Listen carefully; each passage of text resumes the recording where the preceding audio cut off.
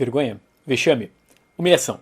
Esses e outros assuntos extremamente relevantes para o mundo dos quadrinhos vão ser discutidos nesse programa que está começando. Eu sei, deu uma atrasada, lamento. É que eu estou produzindo um vídeo muito complexo, então eu passei a manhã inteira pesquisando. Clica aqui no like que já vai rodar a vinheta.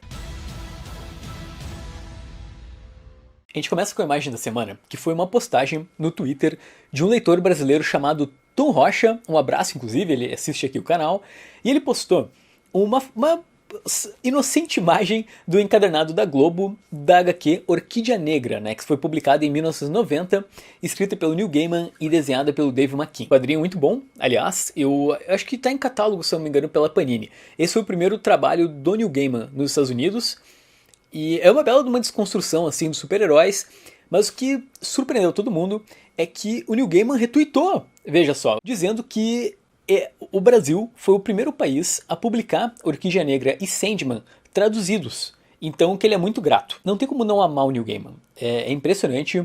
Pistolou. Não só pistolou, como viralizou. O Greg Smallwood, que aqui no Brasil ele foi carinhosamente apelidado de Madeirinha, e tu deve conhecer ele por conta do trabalho no Cavaleiro da Lua. Então ele resolveu desabafar no Twitter sobre mudanças que a Marvel fez em algumas páginas. E nossa, cara, bombou demais assim. Não foi uma simples pistolada, né? O cara fez um dossiê sobre o que a Marvel fez. Estamos falando da segunda edição de Elektra, Black, White and Blood.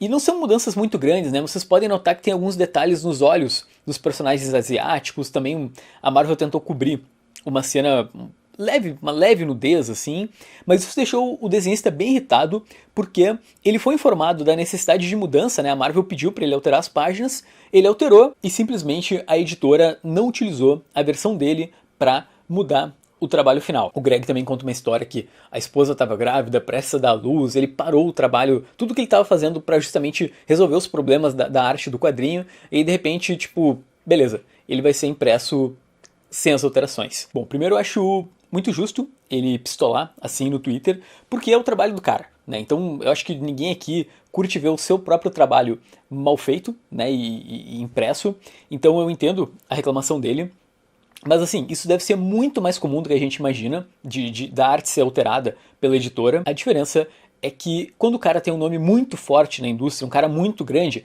ele pode ir lá e peitar a Marvel e dizer, cara, só um pouquinho, né? Não dá pra vocês ficarem alterando meu desenho. Aí, segundo a Marvel, agora em reedições, eles devem utilizar a arte alterada pelo Greg, né, e não essa versão bizarra que eles criaram, e que a ideia por trás das mudanças era criar uma representação melhor dos personagens asiáticos, né? Então por isso que tem as mudanças ali nos olhos. Eu não sei como é que vai ficar aqui no Brasil.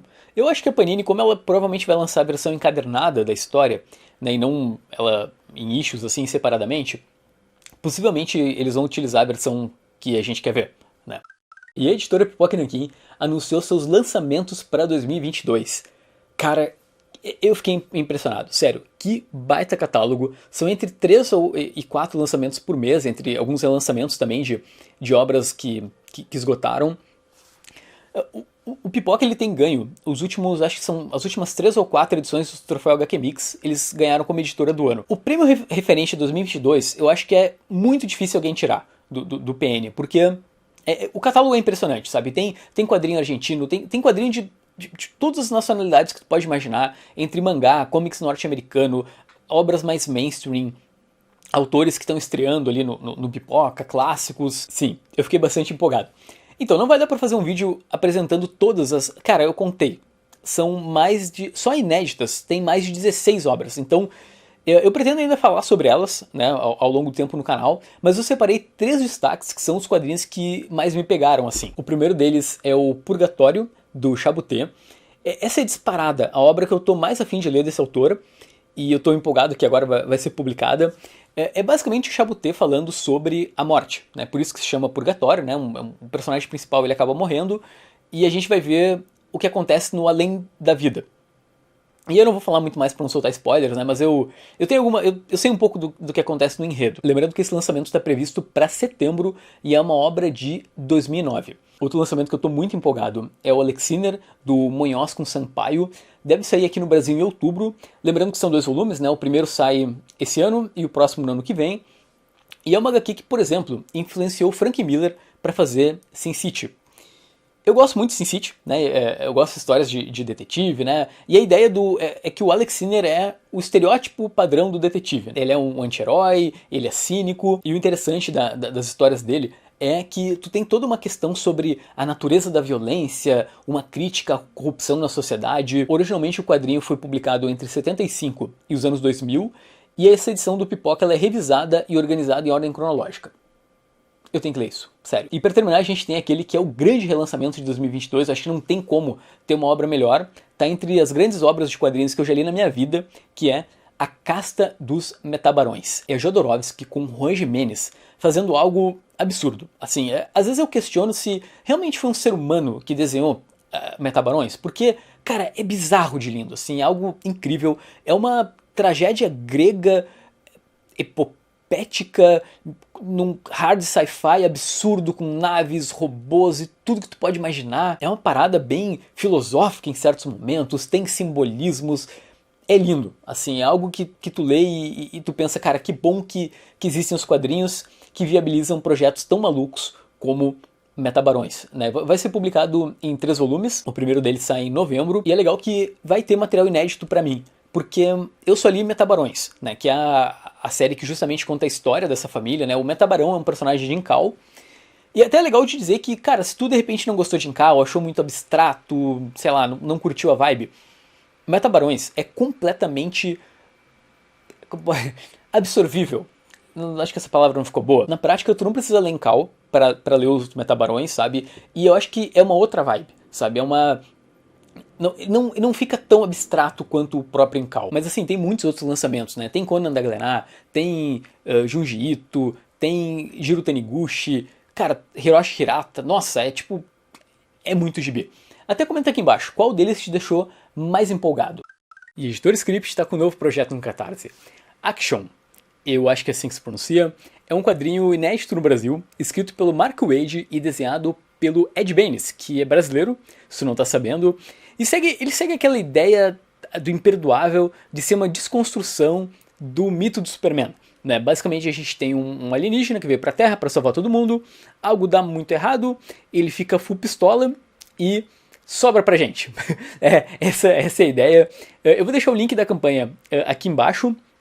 E tu tem como ganhar bookplate assinado pelo próprio Ed Benes, que é, cara, uma lenda aí dos quadrinistas brasileiros. E é legal que é um projeto bem acessível, sabe? Se tu for ver o preço de capa, ele é bem condizente com o que eles pretendem entregar. E a gente acaba esse programinha em crise, porque em junho deve começar a sair lá fora uma minissérie que é uma nova crise. Olha aí, sim, se tu achava que a DC tinha acabado com as crises, na verdade...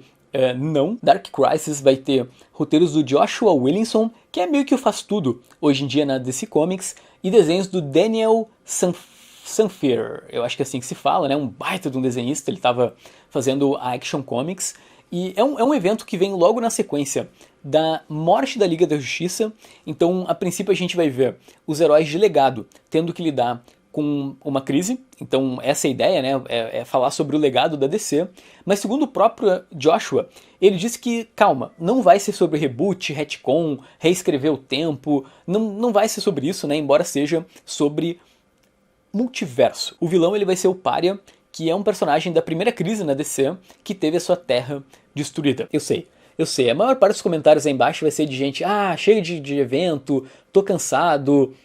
Cara, eu fiquei empolgado, sabe, com essa ideia da Liga morrer e de repente o resto do universo DC ter que resolver o problema.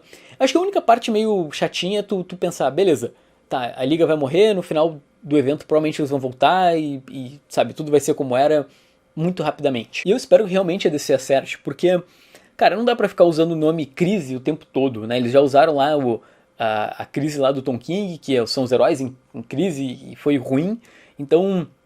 não dá pra ficar evocando essa ideia de crise e aí tornar uma coisa banal, né? Isso acho que não é bom.